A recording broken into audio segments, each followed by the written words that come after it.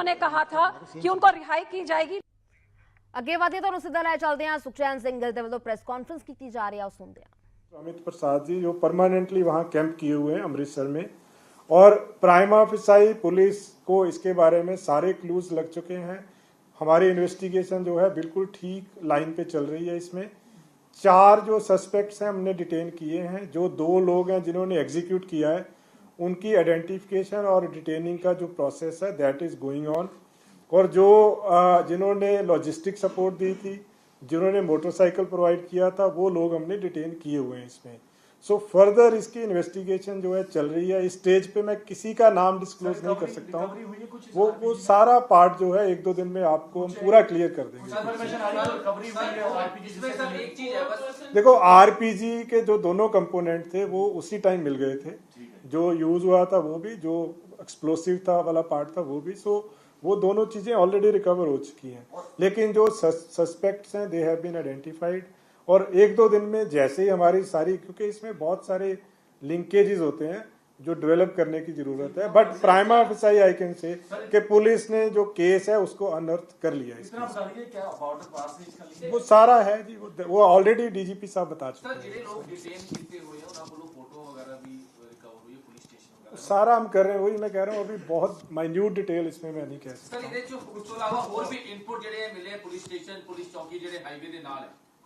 देखो ये बड़ी सेंसिटिव इन्फॉर्मेशन है राठी जी, ये डिस्क्लोज इतने नहीं की जा सकती। 4 persons have been detained and no 4 persons have been detained who provided logistics and motorcycle etc. and 2 suspects who executed this plan, they are yet to be detained in this case. They are the locals? I cannot tell at this stage. We will disclose within next 2-3 days. Conspiracy was hashed from cross border? Exactly जी। Sir ये भी information आ रही कुछ और भी recovery हो सकती है, आरपीजी कुछ है इस तरह का? वो अभी इस स्टेज पे मैं नहीं कह सकता हूँ जी। एक दूसरा इंसीडेंट ਜਿਹੜਾ ਨਕੋਦਰ ਵਾਲਾ इंसीडेंट ਸੀਗਾ ਜੀ, ਉਹਦੇ 'ਚ ਵੀ ਮੈਂ ਮੁੱਢਲੇ ਤੌਰ ਤੇ ਦੱਸਣਾ ਚਾਹਾਂਗਾ ਕਿ ਉਹ ਵਾਲਾ इंसीडेंट ਜਿਹੜਾ ਹੈ ਉਹ ਵੀ ਅਨਅਰਥ ਅਸੀਂ ਕਰ ਲਿਆ ਹੈ। ਉਹਦੀਆਂ ਵੀ ਜਿਹੜੇ ਉਹਦੇ ਵਿੱਚ ਮੈਂ ਤੁਹਾਨੂੰ ਇੱਕ ਸਿਰਫ ਸੀਕੁਐਂਸ ਦੱਸ ਦਾਂਗਾ ਕਿ ਪਹਿਲਾਂ 3 ਜਿਹੜੇ ਸੀਗੇ ਅਸੀਂ ਬੰਦੇ ਉਹਨਾਂ ਨੂੰ ਪ੍ਰੋਡਕਸ਼ਨ ਵਾਰੰਟ ਤੇ ਲਿਆਂਦਾ ਸੀਗਾ, ਜਿਹਦੇ ਵਿੱਚ ਇੱਕ ਯਾਸਿਨ ਮੁਹੰਮਦ ਸੀਗਾ, ਇੱਕ ਕਰਮਜੀਤ ਸੀਗਾ, ਇੱਕ ਮੋਨੂ ਡਾਗਰ ਸੀਗਾ।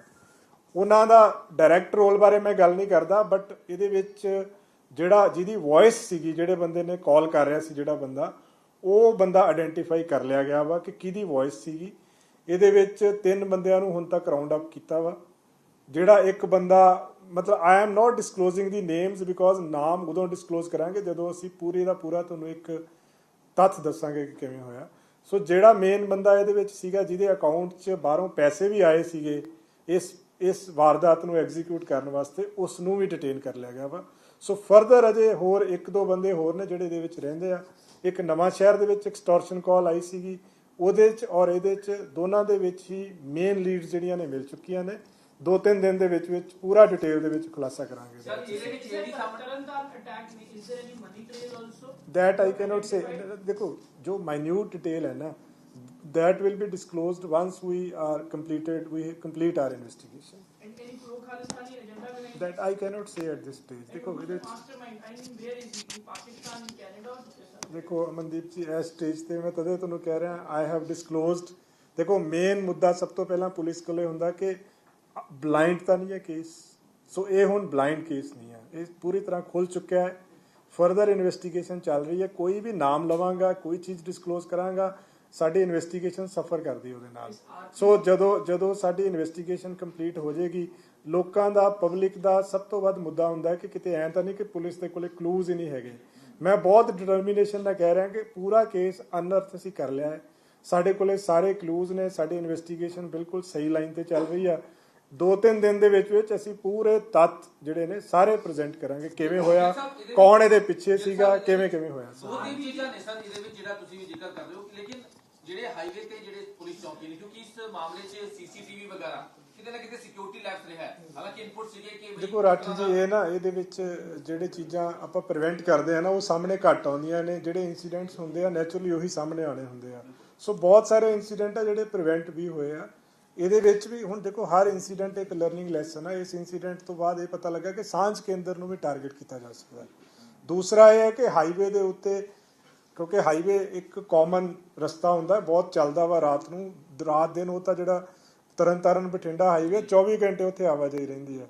ਸੋ ਉਹ ਉਸ ਦੇ ਮੱਦੇ ਨਜ਼ਰ ਜਿਹੜੀ ਸਾਡੀ ਜਿਹੜੀ ਚੌਕਸੀ ਹੈ ਜਿਹੜੀ ਹੋਰ ਵਧਾਵਾਂਗੇ ਉਸ ਚੀਜ਼ ਨੂੰ, ਕਿਉਂਕਿ ਕਈ ਜਗ੍ਹਾ ਦੇ ਉੱਤੇ ਜਿੱਦਾਂ ਅਸੀਂ ਪਹਿਲਾਂ ਤੋਂ ਸਾਨੂੰ ਇਹ ਡਾਊਟ ਤਾਂ ਸੀਗਾ ਕਿ ਪੁਲਿਸ ਸਟੇਸ਼ਨਸ ਦੀਆਂ ਬਿਲਡਿੰਗਸ ਨੂੰ ਅਸੀਂ ਆਲਰੇਡੀ ਸਟਰੈਂਥਨ ਕੀਤਾ ਸੀਗਾ, ਬਟ ਹੁਣ ਨਾਲ ਜਿੱਦਾਂ ਇਹ ਸਾਂਝ ਕੇਂਦਰ ਆ, ਕਈ ਜ਼ਿਲ੍ਹਿਆਂ ਦੇ ਵਿੱਚ ਤਾਂ ਸਾਂਝ ਕੇਂਦਰ ਬਿਲਕੁਲ ਥਾਣੇ ਦੇ ਨਾਲ ਨੇ, ਬਟ ਕਈ ਜਗ੍ਹਾ ਤੇ ਤੁਸੀਂ ਦੇਖੋਗੇ ਸਾਂਝ ਕੇਂਦਰ ਬਿਲਕੁਲ ਐਕਸਕਲੂਸਿਵ ਅਲੱਗ ਨੇ, ਬਿਲਕੁਲ ਹੀ ਅਲੱਗ ਨੇ। ਕਿਤੇ ਥਾਣਾ ਆਸ-ਪਾਸ ਵੀ ਹੈ ਨਹੀਂ ਹੈ, ਮਤਲਬ ਉਹਦੇ ਆਸ-ਪਾਸ 1-2 ਕਿਲੋਮੀਟਰ ਦੇ ਵਿੱਚ ਵੀ ਕੋਈ ਥਾਣਾ ਨਹੀਂ ਹੈਗਾ। ਸੋ ਉਹਨਾਂ ਦੀ ਸੁਰੱਖਿਆ ਨੂੰ ਲੈ ਕੇ ਵੀ ਦੁਬਾਰਾ ਤੋਂ ਅਸੀਂ ਟਾਰਗੇਟ ਹਾਰਡਨਿੰਗ ਜਿਹੜੀ ਕਰ ਰਹੇ ਹਾਂ ਉਹਦੇ ਵਿੱਚ। Because the target Sanj Kinder or police station? ਉਹਨਾਂ ਦਾ ਜੁਆਇੰਟ, ਬਿਕੋਜ਼ ਇਹ ਬਿਲਡਿੰਗ ਜਿਹੜੀ ਇਹ ਵਾਲੀ ਹੈ ਨਾ, ਇਹ ਬਿਲਕੁਲ ਨਾਲ ਸੀਗੀ। ਸੋ ਉਹਨਾਂ ਨੇ ਤਾਂ ਇਹ ਸੋਚਿਆ ਹੀ ਨਹੀਂ ਕਿ ਅਲੱਗ-ਅਲੱਗ ਦੋ ਜਗ੍ਹਾ ਨੇ, ਸਪੌਟਸ ਨੇ। RPG was smuggled from Pakistan or from some? ਨਹੀਂ, ਬਾਹਰੋਂ ਹੀ ਆਇਆ ਹੋਇਆ ਜੀ, ਪਾਕਿਸਤਾਨ ਤੋਂ ਆਇਆ ਹੋਇਆ ਹੈ। ਬਾਕੀ ਜਿਹੜੇ ਡਿਟੇਲਸ ਫਰਦਰ ਤੁਹਾਡੇ ਨਾਲ ਹੋਰ ਸ਼ੇਅਰ ਕਰ ਲਾਂਗੇ। ਜੇ ਚਲੋ ਇਨਵੈਸਟੀਗੇਸ਼ਨ ਦਾ ਪਾਰਟ ਹੈ, ਕਿਉਂਕਿ 9 ਮਈ ਨੂੰ ਜਿਹੜਾ ਮੋਹਾਲੀ 'ਚ ਹੋਇਆ ਸੀਗਾ, ਕੁਝ ਸਿਮਿਲੈਰਿਟੀ ਜਿਹੜੀ ਹੈਗੀ ਉਹ ਵੀ ਦੇਖੀ ਗਈ, ਇਹਦੇ ਵਿੱਚ ਕੁਝ ਮਿਲਦਾ ਜੁਲਦਾ, ਕਿਉਂਕਿ ਹਜੇ ਵੀ ਇੱਕ ਅਕਿਊਜ਼ ਫਰਾਰ ਹੈ। ਨਹੀਂ, ਇਹ ਇਨਸੀਡੈਂਟ ਆਲਮੋਸਟ ਸੇਮ ਟਾਈਪ ਦਾ ਹੈ, ਬਟ ਦੋਸ਼ੀ ਸੇਮ ਹੈ ਕਿ ਨਹੀਂ ਸੇਮ ਹੈ ਉਹ ਤੁਹਾਨੂੰ ਜਲਦੀ ਦੱਸਾਂਗੇ ਅਸੀਂ ਜੀ। ਹਾਂਜੀ, ਜਲ ਸਾਹਿਬ, ਇੱਕ ਜਲੰਧਰ ਦੀ ਵੀਡੀਓ ਆਉਂਦੀ ਹੈ, ਪੁਲਿਸ ਵਾਲੇ ਇੱਕ ਗਾਲਾਂ ਕੱਢਦੇ ਨਜ਼ਰ ਆਏ, ਕਾਫੀ ਵਾਇਰਲ ਹੋਈ। ਉਸ ਚੀਜ਼ ਨੂੰ ਲੈ ਕੇ ਕੋਈ ਡਿਪਾਰਟਮੈਂਟਲ ਐਕਸ਼ਨ ਹੋਇਆ ਹਾਲੇ ਤੱਕ? ਨਹੀਂ, ਅਜੇ ਇਦਾਂ ਦਾ ਕੋਈ ਹੈ ਨਹੀਂ ਹੈ ਜੀ। ਕੋਈ ਆਏਗੀ ਕੰਪਲੇਂਟ ਤਾਂ ਉਹਨੂੰ ਐਗਜ਼ਾਮਿਨ ਕਰਾਵਾਂਗੇ ਜ਼ਰੂਰ। ਗਿਲ ਸਾਹਿਬ, ਇੱਕ ਨਕੋਦਰ ਦਾ ਤੁਸੀਂ ਜਿਹੜਾ ਜ਼ਿਕਰ ਕਰ ਰਹੇ ਹੋ, ਨਕੋਦਰ ਦਾ ਜਿਹੜਾ ਹੁਣ ਤੱਕ ਦੀ ਇਨਵੈਸਟੀਗੇਸ਼ਨ ਜਿਹੜੇ 3 ਮੋਨੂ ਡਾਕਰ, ਇਹ ਮੋਨੂ ਡਾਕਰ ਉਹੀ ਹੈ ਜਿਹੜਾ ਸਿੱਧੂ ਮੂਸੇਵਾਲਾ ਕੇਸ 'ਚ ਵੀ ਦੀ ਬਿਲਕੁਲ ਉਹੀ ਨੇ। ਤਾਂ ਹੁਣ ਕਿਤੇ ਨਾ ਕਿਤੇ ਸਾਰੀ ਚੀਜ਼ਾਂ ਨਹੀਂ, ਇਹਨੂੰ ਤੁਸੀਂ ਦੋ ਚੀਜ਼ਾਂ ਨੂੰ ਅਜੇ ਜੋੜੋ ਨਾ। ਉਹਦੇ ਵਿੱਚ ਮੇਨ ਜਿਹੜਾ ਇਹਨਾਂ ਨੂੰ ਲਿਆਉਣ ਦਾ ਪਰਪਸ ਸੀਗਾ ਉਹ ਵੌਇਸ ਦੀ ਆਇਡੈਂਟੀਫਿਕੇਸ਼ਨ ਕਰਾਉਣਾ ਸੀਗਾ, ਕਿਉਂਕਿ ਇਹਦੇ ਵਿੱਚ ਸਾਡੇ ਕੋਲੇ ਵੌਇਸ ਸੀਗੀ ਜਿਹਨੂੰ ਆਇਡੈਂਟੀਫਾਈ ਕਰਾਉਣਾ ਸੀਗਾ। ਇਹਨਾਂ ਤਿੰਨਾਂ ਚੋਂ ਇੱਕ ਜਾਣੇ ਨੇ ਉਹ ਆਇਡੈਂਟੀਫਾਈ ਕਰਾਈ, ਫਿਰ ਉਹਨੂੰ ਅਸੀਂ ਫਰਦਰ ਉਹਨੂੰ ਵੈਰੀਫਾਈ ਕਰਕੇ ਵੀ ਹੈਵ ਐਸਟੈਬਲਿਸ਼ਡ ਕਿ ਇਸ ਬੰਦੇ ਦੀ ਆਵਾਜ਼ ਆਏ। ਹੁਣ ਉਹ ਤਾਂ ਕੇਸ ਆਲਮੋਸਟ ਸਾਰਾ ਕਲੀਅਰ ਹੈ ਜੀ, ਉਹ ਵੀ ਇੱਕ ਅੱਧੇ ਦਿਨ ਸਾਰਾ ਸ਼ਾਰਪਸ਼ੂਟਰ ਇੱਥੇ ਪਹੁੰਚੇ ਸੀ, ਇਹ ਬਾਹਰ ਦੇ ਦੱਸਿਆ ਜਾ ਰਿਹਾ ਕਿ ਬਾਹਰ ਦੇ ਸ਼ਾਰਪ ਮੋਸਟਲੀ ਕਿਰਾਏ ਵਾਲੇ ਟਾਈਪ ਹੀ ਜਿਹੜੇ ਨਕੋਦਰ ਦੀ ਤੁਸੀਂ ਗੱਲ ਕਰ ਰਹੇ ਹੋ। ਹਾਂਜੀ ਜੀ। ਗਿਲ ਸਾਹਿਬ, ਇਹ ਚਰਚਾ ਰਹਿੰਦੀ ਹੈ ਕਿ ਜਿਹੜੀ ਪੰਜਾਬ ਪੁਲਿਸ ਨੂੰ ਇਨਪੁਟ ਬਾਅਦ ਚੋਂ ਮਿਲਦੇ ਆ, ਜਿਹੜੇ NIA ਨੂੰ ਜਾਂ IB ਕੋਲ ਇਨਪੁਟ ਪਹਿਲਾਂ ਪਹੁੰਚਦੀ ਹੈ, ਵੀ ਪੰਜਾਬ ਪੁਲਿਸ ਕਿਤੇ ਨਾ ਕਿਤੇ CID। ਨਹੀਂ, ਐਸਾ ਕੁਝ ਨਹੀਂ ਜੀ। ਸਾਡਾ ਸਾਰੀਆਂ ਏਜੰਸੀਜ਼ ਦੇ ਨਾਲ ਇਨਕਲੂਡਿੰਗ BSF, ਜਿੰਨੀਆਂ ਬਾਕੀ ਏਜੰਸੀਜ਼ ਆ, ਸਾਰਿਆਂ ਦੇ ਨਾਲ ਬਹੁਤ ਵਧੀਆ ਤਾਲਮੇਲ ਆ ਸਾਡਾ, ਔਰ ਸਾਰੇ ਜੁਆਇੰਟਲੀ ਕੰਮ ਕਰਦੇ ਆ। ਇਸ ਇਨਸੀਡੈਂਟ ਤੇ ਜਿਹੜਾ ਤਰਨਤਾਰਨ ਵਾਲਾ ਇਨਸੀਡੈਂਟ ਹੋਇਆ, ਇਹਦੇ ਉੱਤੇ ਸਾਰਿਆਂ ਦਾ ਸਹਿਯੋਗ ਮਿਲ ਰਿਹਾ, ਸਾਰੇ ਜੁਆਇੰਟਲੀ ਕੰਮ ਕਰ ਰਹੇ ਇਹਦੇ ਉੱਤੇ। ਤੇ ਸਾਡਾ ਜਿਸ ਤਰ੍ਹਾਂ ਤੁਸੀਂ ਦੇਖਿਆ, ਕੋਈ ਐਸੀ ਤੁਹਾਨੂੰ ਪੂਰੇ ਇੰਡੀਆ ਦੇ ਵਿੱਚ ਇੰਨੇ ਸਪੈਸ਼ਲਾਈਜ਼ਡ ਯੂਨਿਟਸ ਨਹੀਂ ਸ਼ਾਇਦ ਹੋਣਗੇ।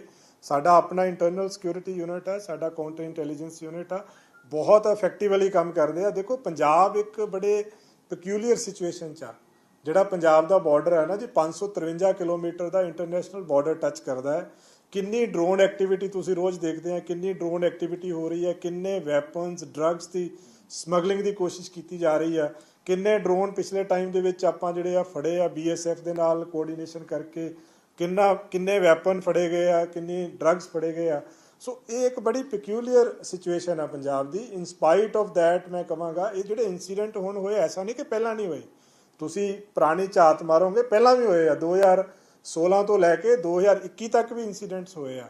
ਸੋ ਇਹ ਇੱਕ ਕਨਸਟੈਂਟ ਸਟਰਗਲ ਆ ਜਿਹਦੇ ਵਿੱਚ ਪੰਜਾਬ ਪੁਲਿਸ ਲੱਗੀ ਹੋਈ ਆ। ਔਰ ਬਲਕਿ ਜਿੰਨੀਆਂ ਰਿਕਵਰੀਜ਼ ਰੀਸੈਂਟਲੀ ਹੋਈਆਂ ਹੈ, ਜਿੰਨੇ ਗੈਂਗਸਟਰਸ ਫੜੇ ਗਏ ਆ, ਜਿੰਨੇ ਟੈਰਰਿਸਟ ਮੋਡਿਊਲਸ ਫੜੇ ਗਏ ਆ, ਇਹਨੇ ਬਹੁਤ ਘੱਟ ਆਈ ਥਿੰਕ ਇਦਾਂ ਦੇ ਤੁਹਾਨੂੰ ਪ੍ਰੈਸੀਡੈਂਟ ਮਿਲਣਗੇ ਇਸ ਤਰੀਕੇ ਦੇ।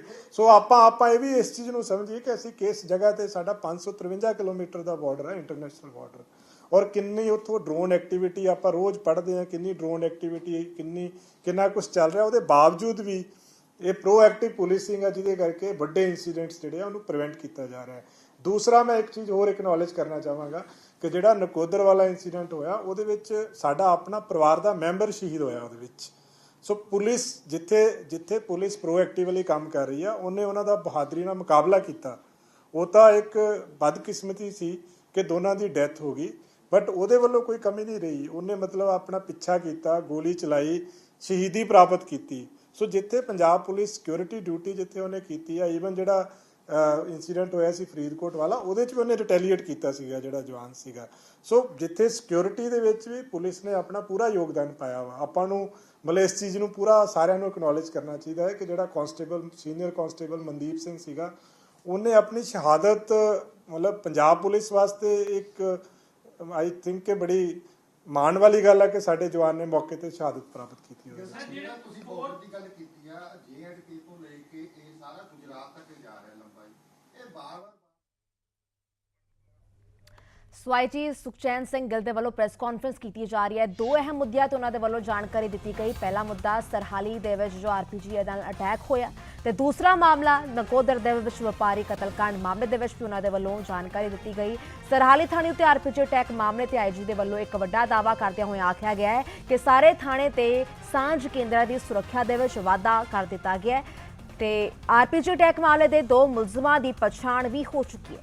AIG ਸੁਖਚੈਨ ਸਿੰਘ ਗਿੱਲ ਦਾਅਵਾ ਕਰਦੇ ਹੋਏ ਨਜ਼ਰ ਆਏ ਨੇ। IG ਸੁਖਚੈਨ ਸਿੰਘ ਗਿੱਲ ਨੇ ਮੁਲਜ਼ਮਾਂ ਨੂੰ ਜਲਦ ਫੜਨ ਦਾ ਇਸ ਦੌਰਾਨ ਦਾਅਵਾ ਵੀ ਕੀਤਾ ਹੈ ਤੇ ਦੂਸਰੇ ਪਾਸੇ ਨਕੋਦਰ ਵਿੱਚ ਜੋ ਵਪਾਰੀ ਦਾ ਕਤਲकांड ਹੁੰਦਾ ਹੈ ਤਾਂ ਉਸ ਮਾਮਲੇ ਦੇ ਵਿੱਚ ਵੀ ਜਾਣਕਾਰੀ ਸਾਂਝੀ ਕਰਦਿਆਂ ਹੋਇਆ ਉਹਨਾਂ ਦੇ ਵੱਲੋਂ ਕਿਹਾ